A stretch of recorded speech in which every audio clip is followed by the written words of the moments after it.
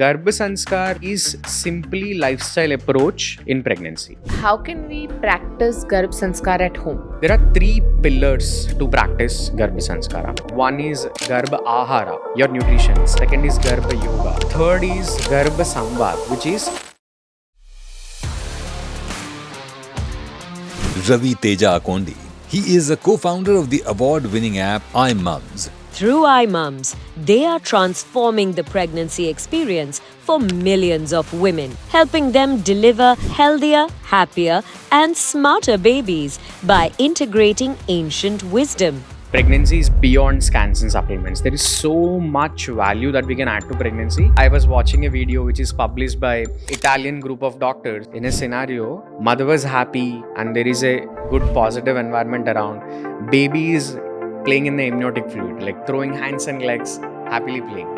When there were harsh sounds, parents were fighting, there was glass that shattered, the baby jumped with fear. That's how powerful pregnancy is. In today's What the Health podcast, Ravi will take us on a journey into the world of Garbh Sanskar, an ancient Indian practice for nurturing the mind, body and spirit during pregnancy. He'll also share actionable insights that parents can adopt to ensure positive changes in their baby's growth, both before and after pregnancy. As a society, we are not preparing the expecting couple enough for birthing. Am I a good mother? I think that is one thing occupying a lot of women's brain shape these days. They want to do everything perfect. First trimester, I'd like to call as setting phase. Second trimester, people will regain that energy levels. And third trimester is going to be very. Every pregnant lady goes through a lot of stress. 1 out of 6 young mothers go through postpartum depression. This is something we don't talk much about as a. Apart from all of these things, I would want to raise one important point. Hello. Finally, Hi, so lovely meeting you too. Please come. Welcome, Ravi, to What the Health. I'm very excited for this conversation. This is very special to my heart because I am pregnant. But there's so much more to pregnancy than just doing your scans and eating your supplements. Modern science that tells us a lot about the right things to do, eat, not eat, etc. in pregnancy. But there's so much more in Ayurveda. It's amazing when I first came across this word Garbh Sanskar.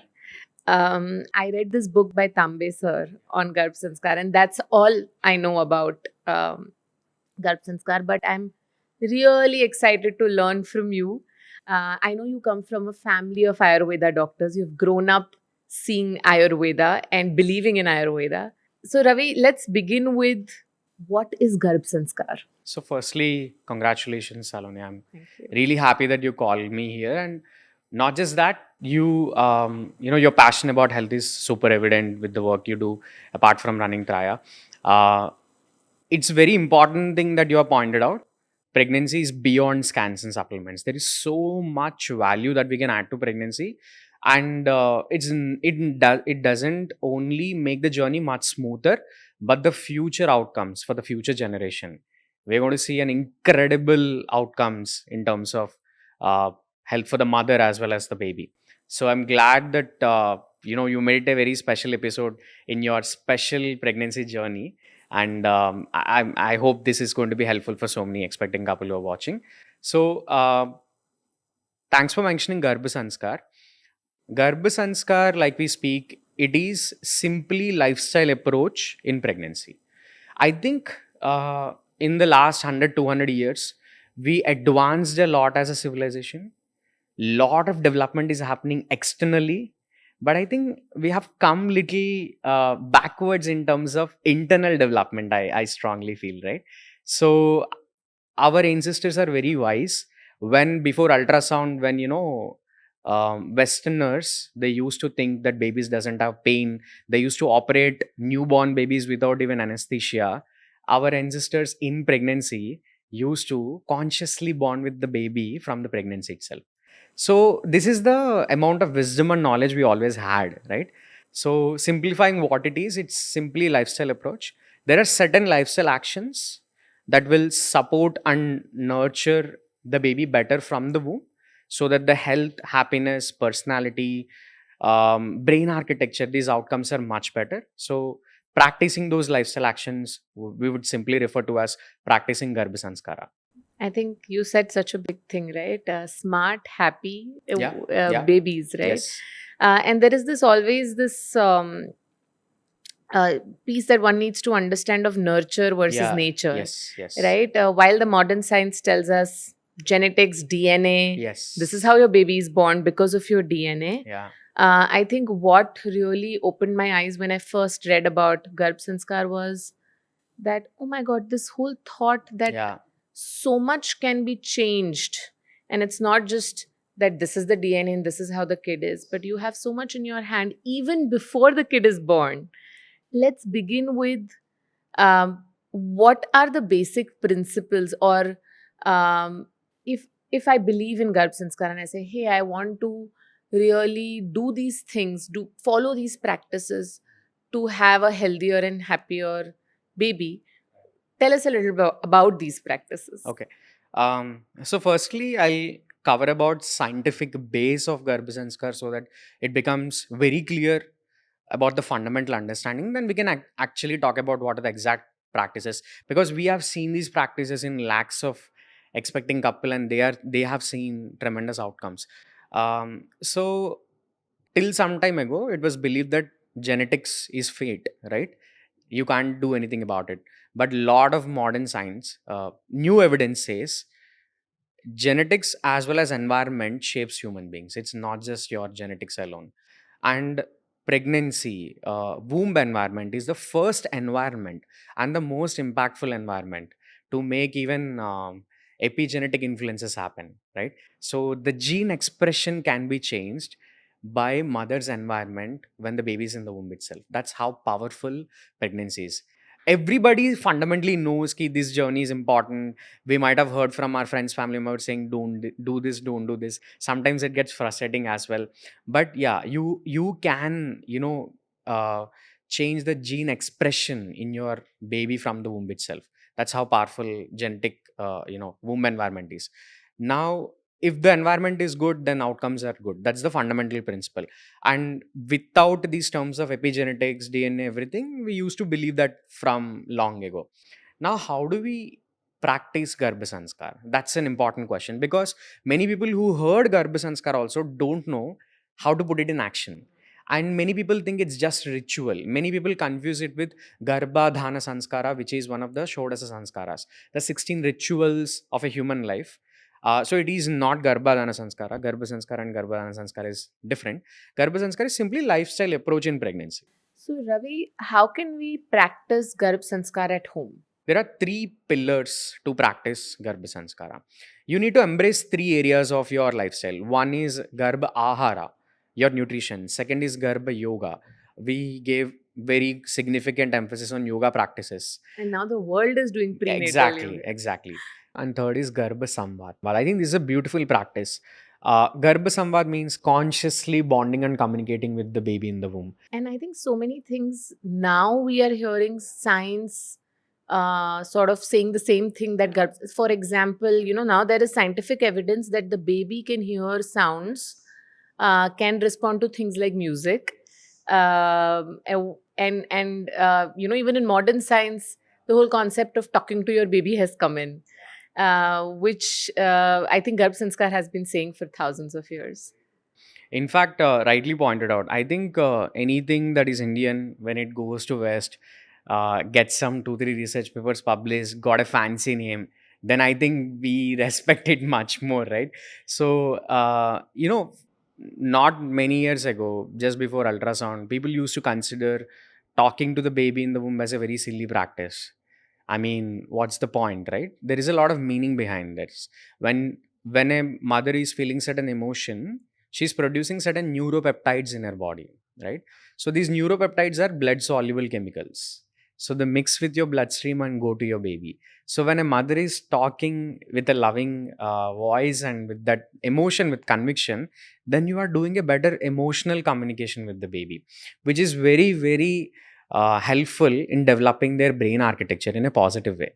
Wow. Right? So in some way, a mother's brain is Yeah. connected to Yeah. the kids Very or the baby's mind, right? absolutely. And it's in a very powerful way.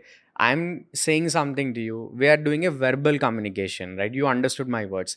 But the communication between a pregnant mother and her baby is a neurochemical communication.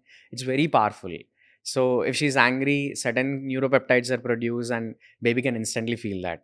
In fact, baby in the womb is the only person on the planet Earth who can understand mother's emotions so accurately. You keep a poker face, you're angry or you're sad or happy, nobody knows, right? But your baby exactly knows it.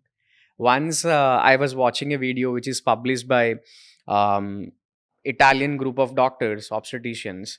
There are two scenarios. In a scenario, mother was happy and there is a good positive environment around.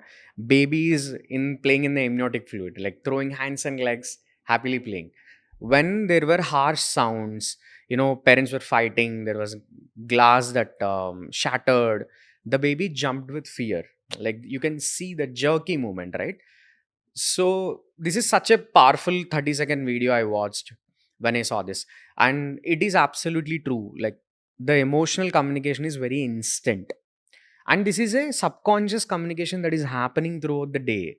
When a mother is consciously talking, despite she's having a bad day, at least 10 to 15 minutes in a day, then that conscious communication is very, very powerful, right? And now Westerners are calling this as fetal bonding, fetal learning techniques, gave fancy names and created, courses worth hundreds of dollars and published certain research papers. Now we started to recognize these things. This also puts us in a lot of pressure and stress. Like Yeah. while I'm listening this, I'm like, oh my God, I Yeah. need to now be happy. Right. What if I'm stressed? Very And good question. and I feel that every pregnant lady Yeah. goes through a lot of stress, Absolutely. which means we need techniques to be stress free. Right. How does Garbh Sanskar, I'm sure there's something there for women as tools and techniques to be less stressed or manage emotional happiness. Yeah. So no person on the planet Earth can be happy all the times. It's impossible, right? Maybe some people with elevated consciousness, maybe those are exceptions. But when we talk about these things in a very positive sense too, what you said is exactly what we heard too. Then what should I do? Am I being a good mom? Am I nurturing enough? Those kind of questions rise up. And that is why Garbh Sanskar is very powerful. So, irrespective how much challenging the day was, there are two techniques that are going to really, really helpful. One technique that is going to help a lot is meditation. Every day, 10 to 15 minutes of meditation can be a very, very powerful technique in pregnancy. For example, it's about the nurture, right? When you are doing good meditation, your body is producing more oxytocin, endorphins, and flushing out cortisol, stress hormone. That itself is very powerful. You are doing a better hormonal shower, right? And challenges do come. Whatever controllable variables are there, you control them. Whatever not controllable, you can't do anything about it. Just do that. And a lot of researchers, even Harvard Medical Study said that if a person is doing meditation in the right way for 15 minutes a day for 6 weeks, this brain structure is changing, the amygdala is changing. So our response to, how we react or respond to a situation, um, that totally gets impacted, right? So this one thing, 15 minutes of meditation, that we totally recommend. We run live classes throughout, or there are so many guided meditation tools you can just play. There are apps like Imumz and so many others as well. Just breathe it out. Second, talking to your baby consciously. Okay. For example, some mother had a challenging day. She had a great start of the day. Husband cooked a nice breakfast. Then she went to the office. She had a challenging day there. And all this emotional communication was done with the baby. Now, after she comes, if she gently rubs her belly and talks to the baby saying, hey, you know what? Mama had a little challenging day at work. But challenges only can make a human stronger. Now we're going to completely relax. And tomorrow we're going to have a great day. This beautiful talk itself can do a conscious, positive emotional communication with the baby, which is going to take care of, net emotional communication that you're doing with your baby. So these things, talking to your baby, meditating, right, which are part of Garbh Sanskar. Those things are super duper powerful. So you don't have to worry about these things say anything, you don't understand who my boss is, etc. Yes, we understand everybody do face challenges, but these techniques, if you practice every day, you're creating a better environment. The overall goal is to create a as much better environment as possible in this journey, how much ever we can do. Progress is important than perfection, I feel. Yeah. One other thing that I read for the first time in the Garbh Sanskar book was Hmm. the concept of Yeah. preconception Yeah. impact as well. Right. What you are thinking, what your lifestyle and your health status is Yeah. when you are planning your baby. And I think a lot of people who are not yet pregnant but they have baby on their mind and are planning to conceive. What does Ayurveda share about that? I think Ayurveda's approach is very beautiful in this context. Great question. Um, Ayurveda considers a couple as parents, when right from the moment they have a thought in their mind that they want to start their family, not after they got pregnant, right? From that moment, what they are doing, what actions they are doing, is definitely going to create a lot of impact. So there is nature and nurture. So before pregnancy, okay, let me give this example. Let's say you're doing a gardening. What you try to do, you go out, take a sapling or a seed, which is given by nature. You don't have any control over it once it's given by nature, right? And after you plant it, you are trying to nurture it through sunshine, water, fertilizer, soil, etc. And a good nurture in early forms of life can make a lot of difference. If you take a weak sapling also, it can grow into a healthy plant and vice versa. So pre-pregnancy is giving you the genetic impact. What kind of gene quality that you're giving to your baby is determined by your preconception health. And once that is determined, pregnancy is doing the nurturing. Okay. So it's nature. So the quality of nature itself is determined by preconception, right?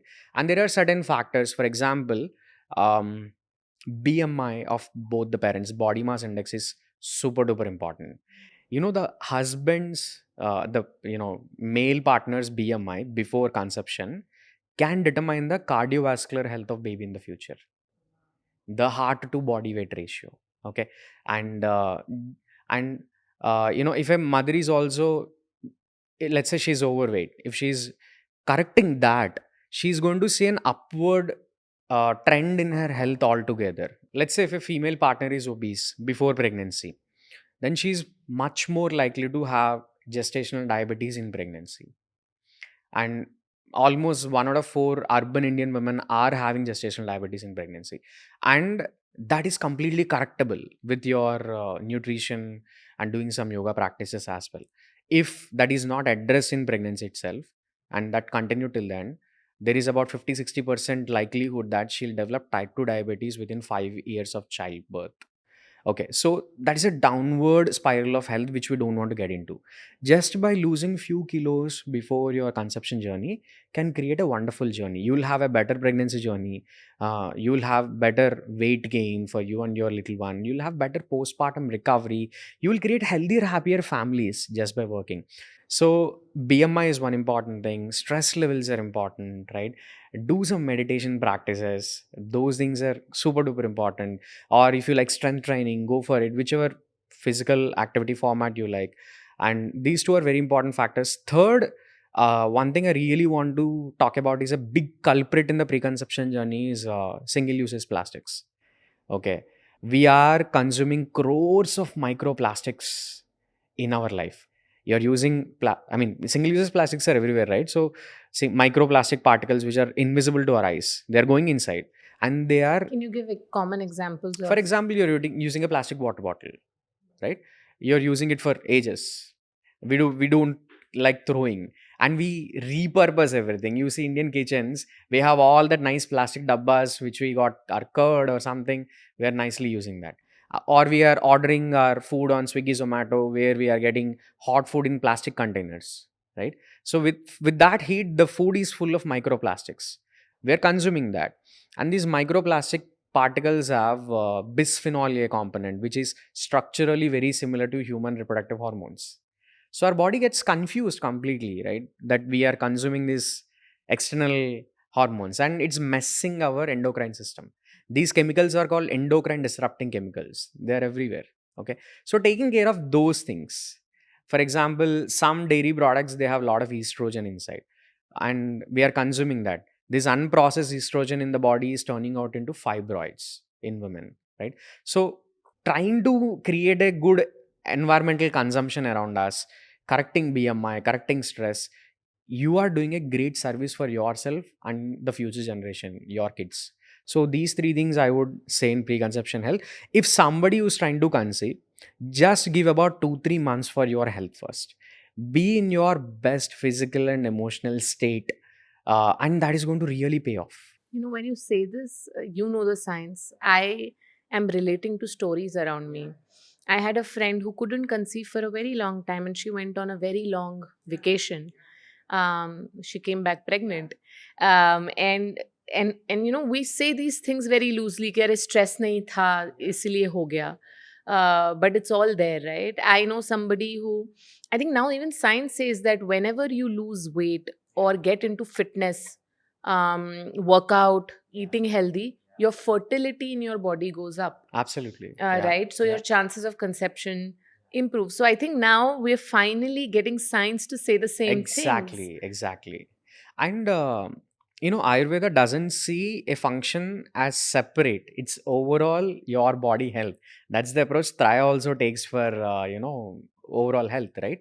So you can't in isolation develop a system. You can probably repair it, but you can't rejuvenate it in isolation, right? So your overall health, your fertility health is very, very important so that you can have a very smooth journey. And there are so many instances. Many people come to us, we have unexplained infertility, we have IVF failures, etc. Unexplained infertility is called unexplained infertility for a reason. You don't have any known causes according to the science at the current stage, right? Working on their BMI, stress levels, and just taking some time for themselves really work wonder for so many. I'm not saying this is the only cause. There are definitely multiple other causes which science might not gotten there today, but these things will really help. Even for absolutely normal healthy couple without any fertility health conditions, giving 2-3 months of time for yourself can do wonders. And our like a sperm cell which generates from a human body today is generated about 90 days before, right? So your overall quality is going to change. I think this is what I love about pregnancy. If somebody would ask me what is the best thing about pregnancy is, I think a girl or a female really puts herself as the first priority. The family puts that girl as the first priority, which means that you are making sure that in my kitchen now, the food that is made is not for my toddler, not for my husband, but what I want to eat because I'm pregnant, right? So it's your time to really focus on your health. Yeah. All we need to understand is you don't have to get pregnant to reach there. It needs to start probably a little earlier. Superb. Now let's get into pregnancy. Okay. So first trimester, right? All I know from science is this is the most important trimester. True. This is where the most brain development happens. What can we do in our first trimester? Let's start from Garbh Ahar, you mentioned. Sure. Okay. Yes, what you said is absolutely right. And unfortunately, not many people in pregnancy are knowing and understanding this impact. There's a lot of science that says why first trimester is very important. So now, first trimester, I'd like to call as very fundamental. It's called setting phase, which I'd like to call. Baby is very tiny in first trimester. Okay, very tiny. But in the tiny baby, there is neural tubes that are formed. There is all the major vital organs, liver, lung, kidney, all of these formative time is first 6 to 8 weeks, right? So that is a very, very important time. And if you see the pregnant lady, let's forget about the science. This is the time. Some pregnancies might be planned, some pregnancies might be unplanned. Now she discovered there is joy, there is a little nervousness, and hormones are going for a toss here, right? And I would love to know your experience in your first trimester too. Many people don't feel like doing anything. There is a hormonal play happening inside. right? So nausea, vomiting, they feel I slept for 8 hours, I woke up again, why I'm feeling sleepy, I'm not like this, all these kinds of emotions they So go through. much fatigue. Exactly, fatigue. And it's different, unique for everyone. Some people ask us, we are not feeling any of these symptoms, are we okay? And I said, you are lucky, right? So this is what is happening, and they don't feel like doing anything. And also there is a fear of miscarriage somehow, right? Because there are more and more incidents that are happening. So people also don't disclose till they cross their first trimester, and doctors also advised to stay low key, scans are going in. So it's very new and sudden for couple, right? So you suggested a practical takeaway, right? So that's why I'm saying this. I think if you can do one thing, don't stress about am I doing right, am I doing best, etc. But this is very important time. One thing I would like to say is we are vitamin D deficient, vitamin D and B12 we As a have as a population. population, right? And I think we don't have enough understanding about lack of vitamin D deficiency in pregnancy. Folic acid, I think we all take the supplements before pregnancy and during pregnancy, at least it's most aware.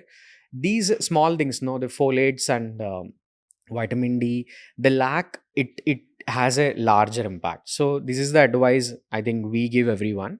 um there are so many birth defects also we're seeing, unfortunately in an excess quantity.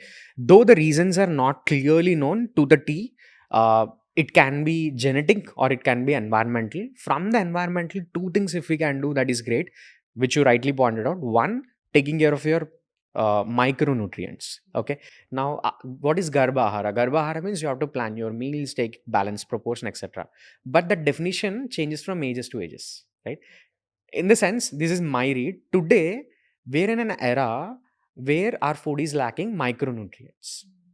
We understand proteins, minerals, carbs, etc. But whichever vitamin C one citrus fruit used to give like 3 decades ago, now we need to consume 4 5 citrus fruits to give the same quantity of micronutrients, right? Macros are the same, but micros are in deficient. So it is definitely a good idea to take external supplements, get your vitamin D and B12 levels checked, taking folates. This is something very very important, I think, for us in Garbha Ahara here for this modern era is taking care of your micronutrients. It's a very important Can you aspect. give more examples of what can somebody in their first trimester do to get more micronutrients? Yeah, so there are some rich foods of vitamin D, B12, etc. And sunshine is very important. Like getting ourselves exposed to sunlight is something very, very important for vitamin D. But I think supplements is a very practical way, to be honest. Okay, if you are deficient, taking And the fastest way to, fastest way, yeah. right? So I think, uh, practically there is not much density of micronutrients in so much of the food that is commonly available. If I have to advise to a population, I mean, some of us can afford like really farm to table kind of food all the time, but in general, if you have to talk as a population, supplements is a very effective way. So folates and D supplements, I would strongly recommend. Second, you also talked about environmental toxins. A study done in US found out that there are more than 67 chemicals are found in the fetal blood, like the blood is that is going to the baby in the womb, right? And we don't know the harm effects of so many toxins. For example, dioxins, right?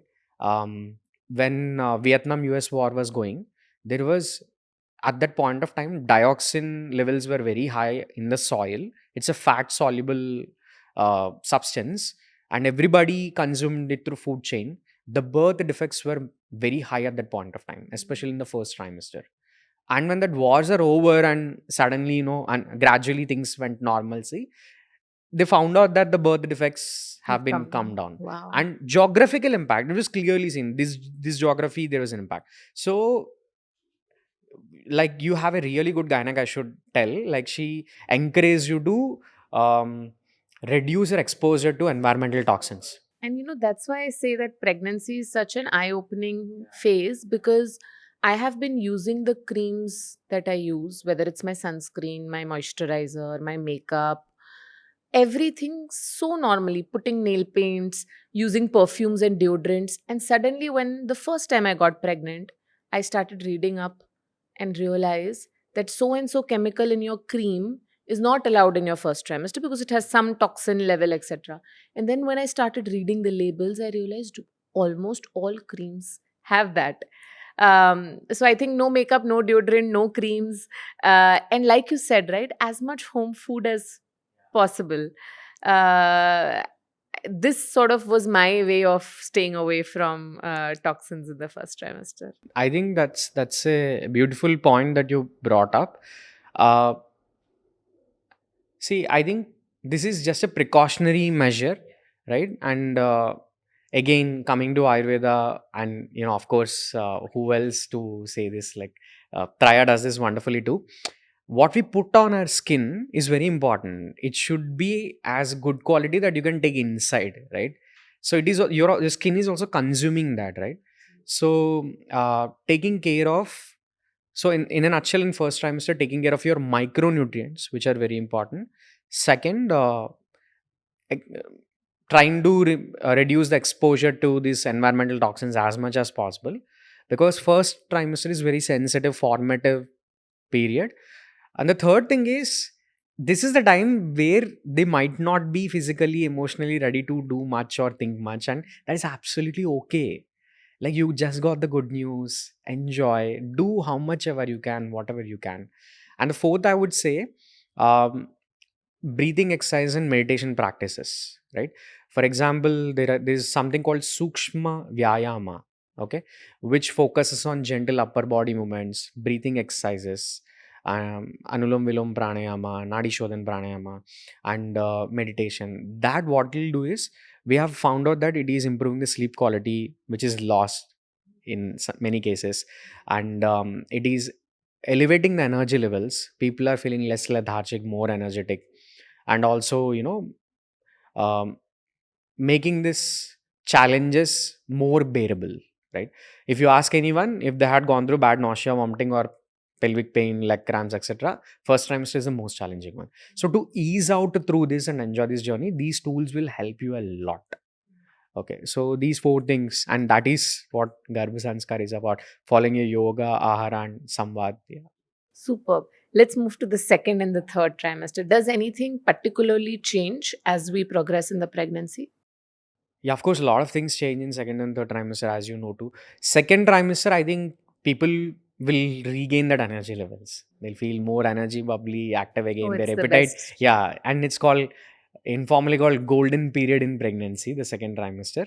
So the baby is also growing rapidly.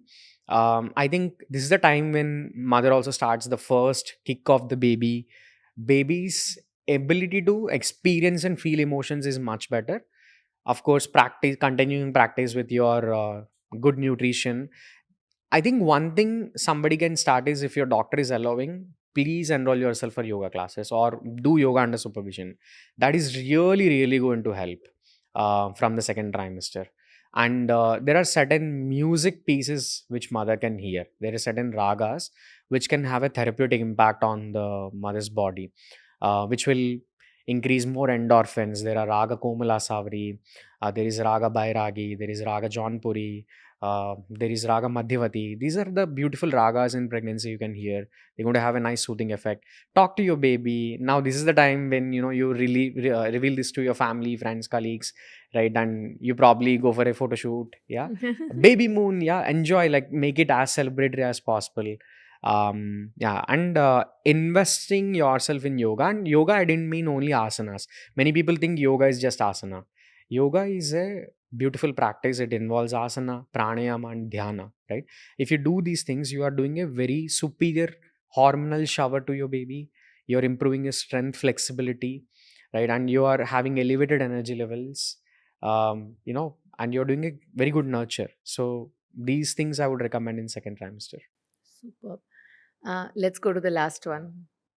And last one, again, the same emotions, but there might be some restlessness that mothers might develop and parents might develop.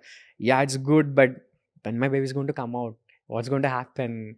And there might be some sort of nervousness about their birthing, because when we hear about birth stories, most of them are not in good spirit, right?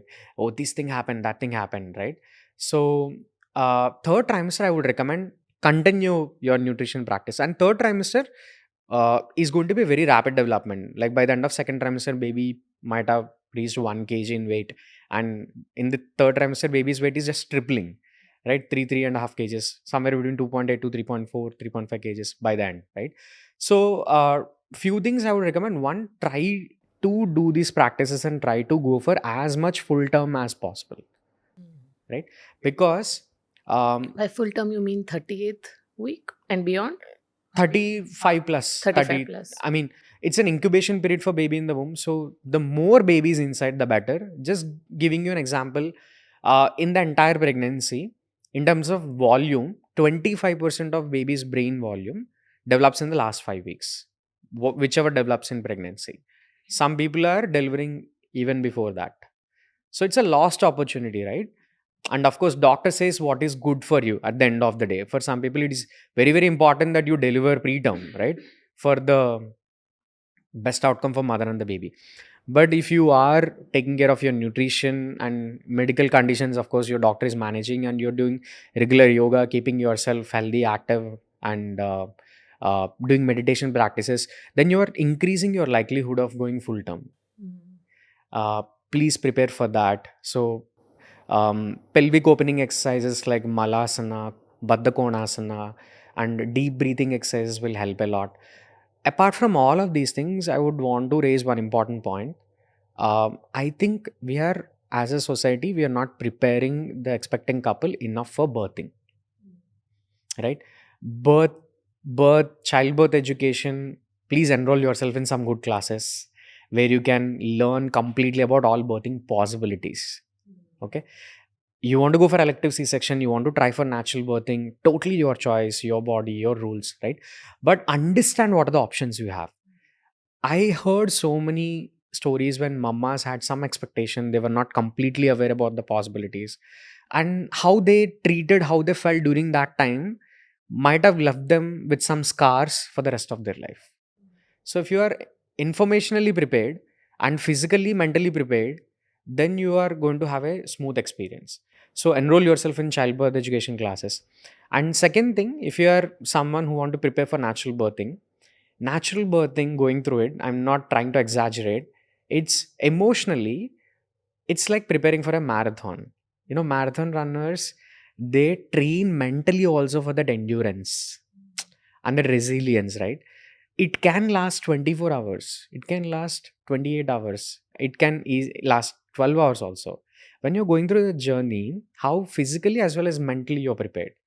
So, And what can one do to prepare for yoga? Best is yoga. So, we recommend a protocol called labor prep yoga, which focuses on pelvic opening exercises, asanas that I talk about, and breathing exercises, deep breathing exercises, which they can practice during the labor. And also meditation. We also, recommend labor visualization meditations, in general, normal meditation practices, which will help you build that resilience. Yeah, so this is something. And of course, this is part of preparation. Other part is informational preparation. Enroll yourself in childbirth education classes. Understand all your possibilities. Prepare your birth plan. Talk proactively. Understand what questions you can ask your care provider.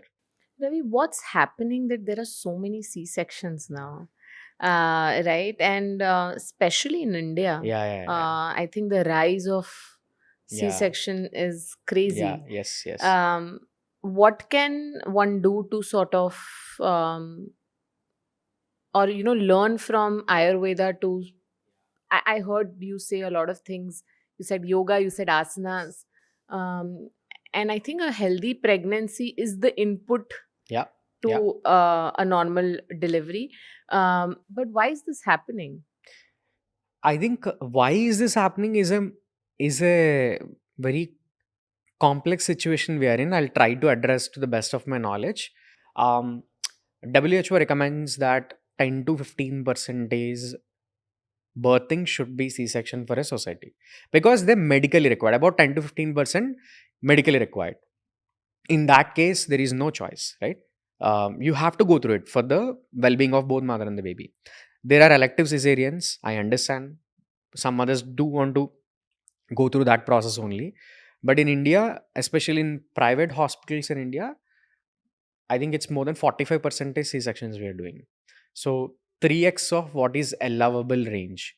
And private hospitals in certain states like Telangana, 80% C-section rates are happening. Like 4 out of 5 mothers there are going through C-section, which is um, a major surgical procedure that is being operated on you, right?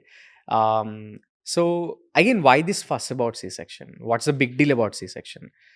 Um, if a baby is coming out through birthing canal, the passages, the baby is consuming essential gut microbiomes, right, and developing immunity for life. And scientists have also tried injecting that artificially and couldn't see any impact. So if babies are coming out through that route, they're having a far better health foundations for life. And lactose intolerance or more risk towards asthma, these kinds of things are happening when babies come out of C-section. Okay, so and also for mother, the recovery is much far better, smoother lactation journey. It's a natural signal that mother is getting, right? You have to. So there is no debate that it is safe and healthy for both mother and the baby. Like it's a healthiest process. In some cases it is not, where C-section is required. Right now, why it is happening in India? There are multiple answers. One, preparedness from the couple's side. On an average, 25 minutes of experts care is required for a pregnant couple per month. According to WHO recommendations, we get 5 minutes of care per month. And I think all we do is that Scans and interaction with our supplements. doctor Yeah, and doctors. done. Yeah. So that is one fundamental problem, because we are not prepared enough for that. Physically, mentally, emotionally, information, we're not prepared enough. One. Okay. And it's not possible in our system. I'm not blaming anyone. We have 1 lakh doctors and 3 crore pregnant women at any point of time. If we are expecting a obstetrician in metro city to do like 20-25 birthings a month, it is impossible that 80% of them could be natural. Mm. It is impossible, right? They have to be with them. That's why in developed countries, somebody who was given their 8 years of life, a super specialist, to learn the science of obstetrics, doesn't perform something as basic and physiological as birthing. There are midwives, they're supported by midwives. High risk obstetric is done by obstetrician, but in India we don't have a midwifery led care. Like there are no second layer of experts who supports and reduces the medical burden on our system. All the medical burden is on the doctor, and we somehow villainize the doctors too. Maybe it's a profit element, etc. One of the very well known doctors and good friend, and I don't want to quote the name, that person said one of the unspoken reasons about C-sections is obstetrician distress. Like it's impossible that you expect an obstetrician to perform those many surgeries. So I think we need more support for them as a second layer of experts, more trained birthing experts like doulas and midwives. And I think this trend is changing in India. Pro natural birthing centers are coming. And preparedness, it should not be 5 minutes per day, it should be daily, right? Yeah. So and what will help is, again, your meal planning. You gain the right weight, not too much weight. Your baby gain the right range till the end, right? And I think you said a very good point. yeah, And I'm seeing this a lot, especially in the upper middle class in yeah, India, yeah, that they are gaining too much too weight. much weight. Yeah, I think this whole concept of the mother has to eat eat for for the two. two. Yeah. And Yeah. they're not realizing that Yeah. this is not healthy Yeah, pregnancy. yeah. Getting gestational diabetes and excessive weight gain Yeah, is the worst thing you can do, and that's leading to more yeah. C-section. So Yeah, I'm seeing that a lot yeah. now Yeah. around me. Yeah. Babies usually gain more weight if there's gestational diabetes. And it's very hard to operate a 3.5 plus kg baby, 4 kg baby to naturally. So I think this is something. I mean, it might sound controversial. Also, there is some profit element associated with this. Doing a C-section is operationally super efficient. I mean, it's unfair to talk about something fundamental for the society like this. It's scheduled. You come, you do it 40 minutes. There is no need to, wake up all night and uh, expect. So it's very operationally efficient for a healthcare system like a hospital to do that. But yeah, I think changes are coming. That's one thing. People are becoming more and more aware. Now I think more and more people are now everybody in metro cities have friends in Germany, US, and they know our midwife doulas are happening, pro-natural options are there. They started asking questions to the doctors. Hey doctor, can we do this? I want to understand a little more. And doctors are also becoming more open. So let's hope for the better days and better health outcomes. So, Ravi, healthy preconception, healthy pregnancy. Yeah. Let's go to the toughest of Yeah. everything, Yeah. postpartum. Yeah. I think when I first delivered my baby, I was like, everybody spoke to me about pregnancy, took care of me so much during pregnancy and birthing. Nobody discussed enough about postpartum, and that's like the toughest period. What can we do to really sail through this tough period? Yeah. Yeah. Um, rightly said, it's toughest. Okay. Pregnancy, though there are discomforts, people sail through, right? It's okay. They enjoy the journey. They're mostly happy about it. They follow this, they pamper themselves, they follow a healthy diet. But when baby is born, especially, you know, we don't do a lot of research about raising newborn in pregnancy itself. And again, it's very experiential. No matter how many articles you read, once you enter the journey, then it hits, the reality hits. So taking care of a newborn who requires like attention all around the clock, and sailing through the postpartum recovery is very challenging for young parents. Especially, so many parents live by themselves in urban India today. Yeah, we are living in nuclear families Yeah. with, and there was a saying, Yeah. it takes a village, Village to raise a kid. Yes. There is no village There anymore. is no village anymore. Yeah. So I think few things. Again, first 60 days of postpartum is considered very, very important for recovery. If enough attention is not given here, then it becomes a much challenging journey ahead. Um, and if you ask if anybody asks their parents or grandparents, in every state in India, there is a set diet what a pregnant mother should eat in the first 60 days of postpartum. ये खिचड़ी ही खाना है, ये दशमूला खाड़ा पीना है, ऐसा करना है, ये लड्डू खानी है. So there is a set meal pattern, and it's very specific. Even in southern part of the country, every state have their own set of meals, and even northern part, western part. I think that wisdom, following that wisdom, asking your grandparents, parents, whoever are there, understanding that and following them can really help a lot. And there are certain herbs which will help in this journey. And of course, you should take them with the prescription or consulting an Ayurvedic doctor.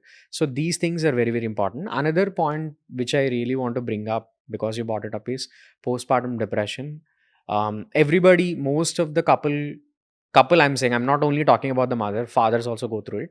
Most of the couple go through postpartum blues, but in about 15-16%, which is a very huge number, 1 out of 6 young mothers go through postpartum depression. And this is something we don't talk much about as a society, okay? Because it's not emotional changes or anything, a huge physical change is happening. Yeah. All the hormones are just dropping, right? All of a sudden. And if the wellness quotient is not that high in pregnancy, then the impact is much worse. Okay. So when that is happening, it is very, very natural. And young mothers are bound to feel that way, unfortunately. And on top of it, there are so many challenges that this phase brings. Okay. First, newborn care. Okay. And one thing, sorry, can't help saying this. There is a very big wave of mom's guilt in this new generation of women. Okay, they're very empowered. They want to do everything perfect. They want to do their work the best way, raise their kids the best way. How their mother did, by doing double the responsibilities here, right? Am I a good mother? I think that is one thing occupying a lot of women's brain shape these days. That is one. And second, family dynamics changes. In-laws comes or parents come. There is a different approach to parenting for them and for this generation. Those things add up. right? Financial pressure might add up. So there are so many things which people don't talk about internally too, right? So if these things are adding on top of the challenging phase, which is postpartum, then things are getting worse.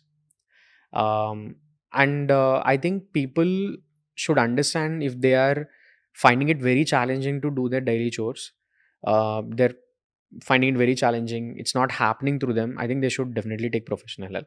There are so many tools on internet where you can do some test and assess yourself whether you are facing a postpartum blue or a postpartum depression.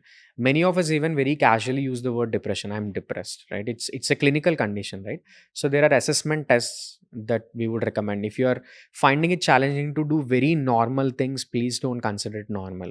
It is going to have a larger impact on the family, entire family, not just yourself. And about 8 to 10% fathers also go through postpartum depression, which is again not at all talked about in the society. And at least a female partner is more likely to share, but male partners don't share much. It's in their head. It's said that mothers carry their baby in the womb for 9 months, fathers carry in their head, so they're having an equal weightage of the share. A very beautiful way to put it. Yeah, I mean, so fathers also, please don't consider it as normal. Again, there are certain symptoms, right? You can just Google and read more about it. One basic litmus test is you are finding it difficult to do your normal daily activities. For more than 2 weeks, if you are finding it that, then don't treat it as a normal. Okay. In fact, I would go to that state and say that if you can afford, Yeah. get a therapist. Yeah, get a therapist. Yes. Have Yeah. that support system precautionary, Yeah, rather yeah, than at hindsight Yes. thinking that, oh, I was so depressed. Yes. Yes. And nobody yes. helped me during my tough Yeah, time, because it yeah. always, it's in hindsight that you realize that Yeah. it was Yeah. worse than you imagined. And unfortunately, many people don't have tools to identify whether they need help or not. Okay, so that is something. So as a precautionary, if they can talk to a mental well-being expert, it's very, very helpful. Few things we encourage the couple who are with us is, before you deliver, please talk about these hard things. Have these hard conversations. What part of the finances have you figured out? No need to figure out everything on day one, but being aware that this might trigger me in between you as a couple is very important. It might just help throw the anxiety out of the window. Exactly. So because lot of conflicts, spousal conflicts arose because of unexpressed expectations, right? So those things, hard conversations have to happen. What is your idea of raising your child? What is non-negotiable for you? How family is involving? These things you have to sit and write and talk. And it is okay to do hit and trial while you're raising your baby. It's absolutely fine. Nobody has it figured out on day one. Please don't set very super ideal expectations for yourself as parents. Please don't. That is just adding more pressure. Okay. So, and focusing on your postpartum recovery is super duper important. How can a female work on postpartum recovery? And I'm guessing the formula remains the same: good yoga, good food, Yeah. Rest, Yeah. good sleep, Yeah. which is impossible. Right. But Right. Very let's true. I was going to say that. Yeah. So what is very important is one, food, definitely yes. Okay, especially for 60 days. Many in pregnancy, they have cultivated these healthy habits, which might not be not the regular norm, and they're just waiting to start indulge or have I see like many people right after they deliver on their hospital bed, they order they order those vada pav or whichever is a really crave for, because they've been waiting to eat that throughout the pregnancy, right?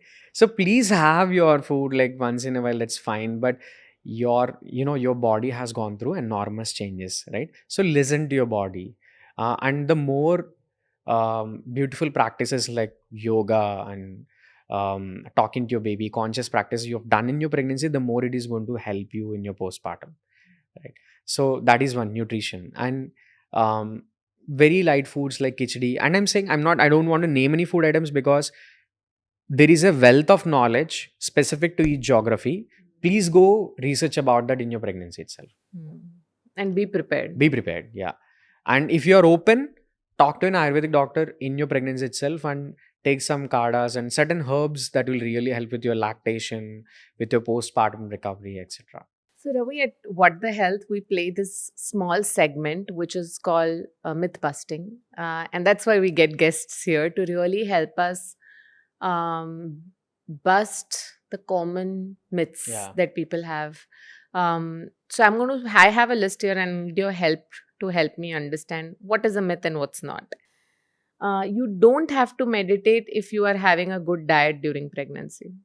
Good nutrition is essential for your physical health, but what about your emotional nourishment, emotional nutrition? For that, I think meditation is the best practice because it takes care of good hormonal shower, which has a direct impact on baby's brain architecture construction. Yeah, so I think it's a myth, and Yeah, and I think equally, if not more yeah, important, true. You shouldn't exercise during pregnancy. Myth, of course, myth. Unless and until your doctor advise you to go for a strict bed rest in such certain cases which requires, uh, this thing. And as a country, we are conservative about physical movement in pregnancy. Many people with that conservativeness, they become couch potatoes and doesn't move. What is happening? You're impacting your blood flow rate. Your blood flow rate is reducing. Blood is the primary carrier of food and oxygen to the baby in the womb. So, that might even cause some certain challenges. Right? And not doing physical activity Yeah. will impact your mental Mental health. health as well. Yeah. So yeah. you are. So no matter how much good nutrition you're taking, you are being very sedentary. That oxygen and nutrient density is not reaching your little one. Yeah. You should not have caffeine during pregnancy. Why not? I think it's a myth too. Like ACOG, which is the largest body that recommends having 200 milligrams of caffeine is fine. So 1 cup, it's not a sin. Like enjoy the journey, please. A pregnant woman should eat for 2. No. I mean, any nutritionist would say, or an obstetrician would say, it's no. You should increase your intake by 300-400 kilocalories per day. So it's not eat for 2. And I think I'm going to add to this that question everything that you're putting in your mouth, Yeah. asking what is the nutrition it has. Right. Which means sugar, which means all those things that don't have Yeah. micronutrients. Yeah. Instead, replace that. So you might be eating more, Yeah. but you are Yeah. eating more nutrition rather than True. more calories. Eating papaya will lead to miscarriage during pregnancy. It's very controversial. If I say it's a myth, then people gonna not accept this because culturally somehow it came, right. Eating papaya is absolutely wrong, non-negotiable in pregnancy. You should not eat it, etc.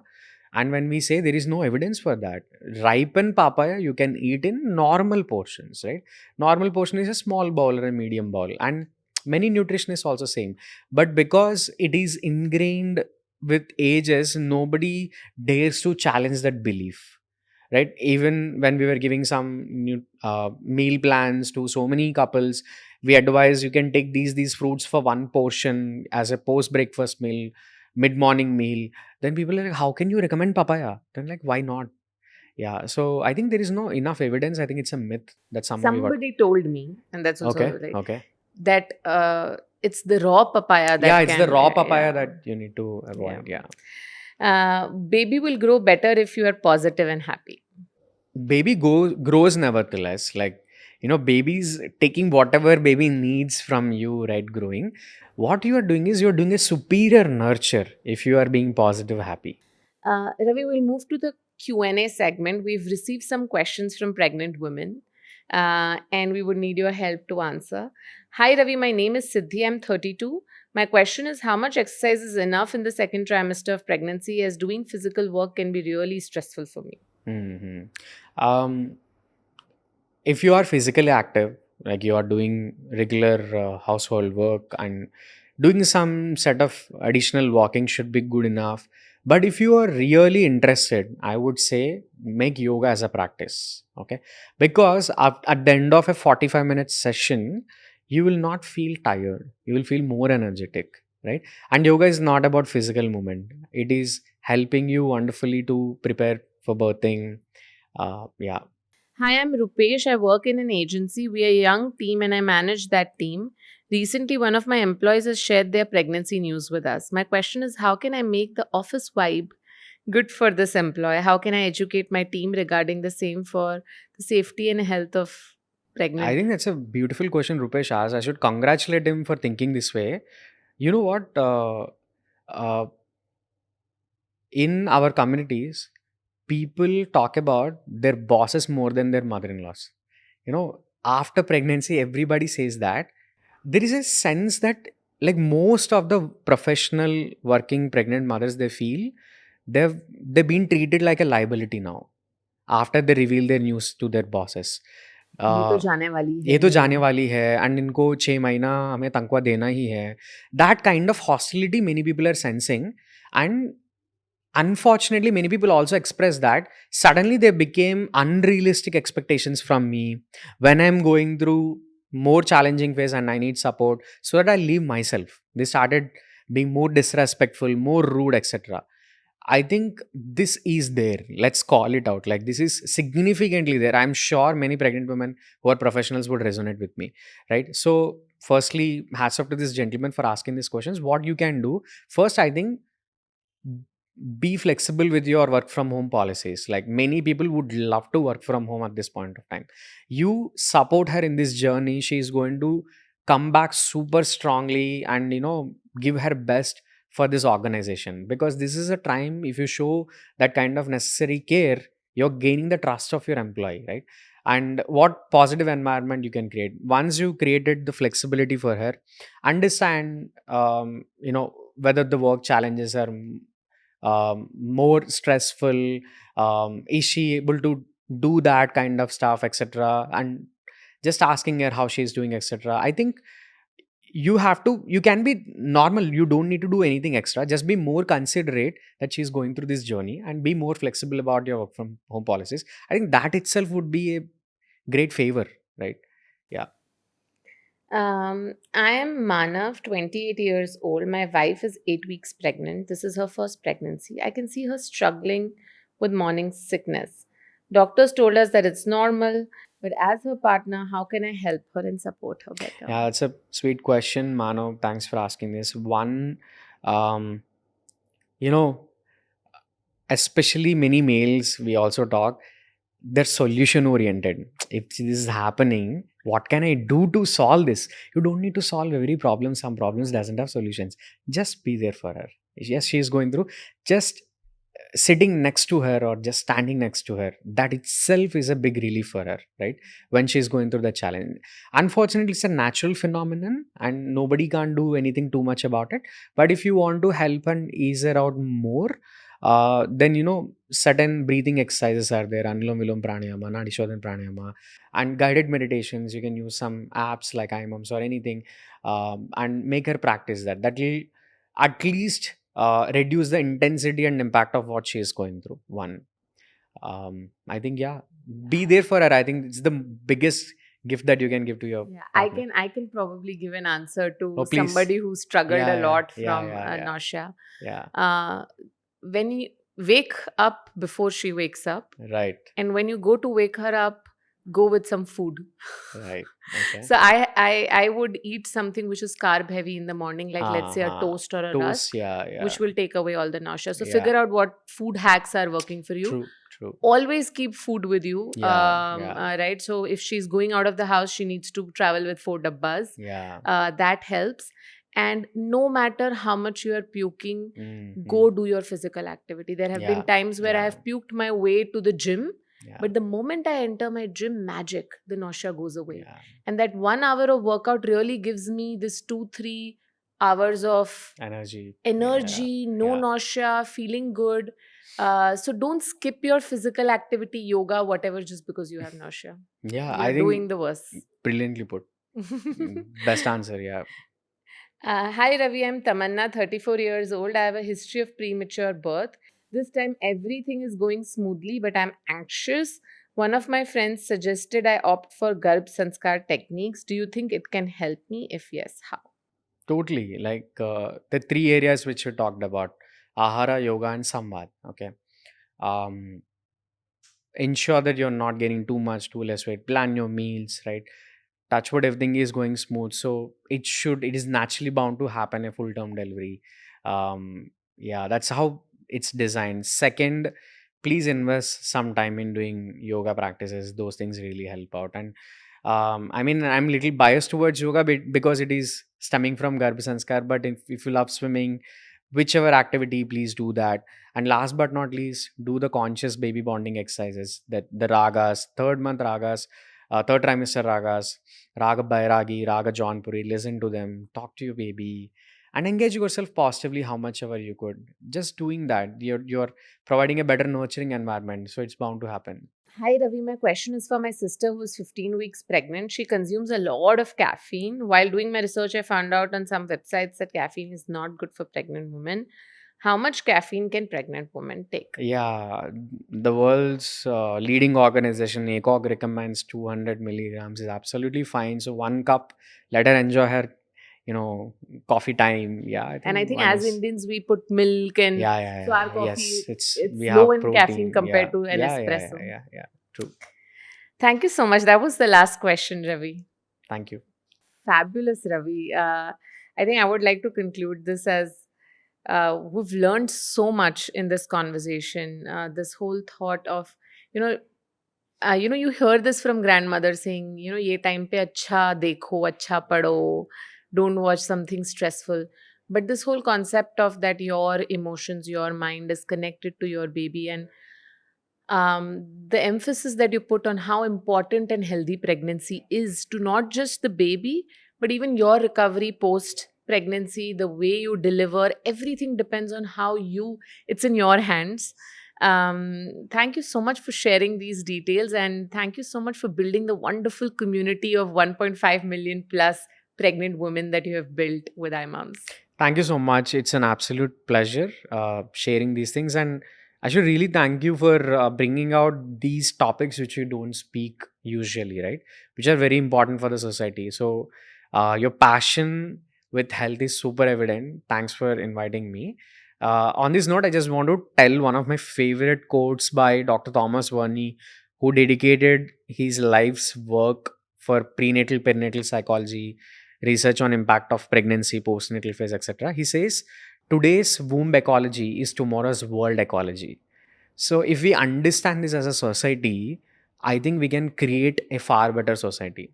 So, please be kind towards the couple who are going through this phase, right? Your small comments about their fertility, about their pregnancy, इतना bump आया, ये bump नहीं आया क्या, या आपको milk production नहीं आ रहा है क्या, आप टॉप फीड दे रहे हो क्या, shaming them, as a society, it's all these tips for the couple which we have discussed, but as a society, if you are not helping, that is also fine, but don't try to make the journey much harder, because indirectly it is impacting in the same society which we are living in, right? So I think I think the only advice a new mother needs to listen is whatever you are doing yeah, is the right and the yeah, best because yes, you are the mother. absolutely.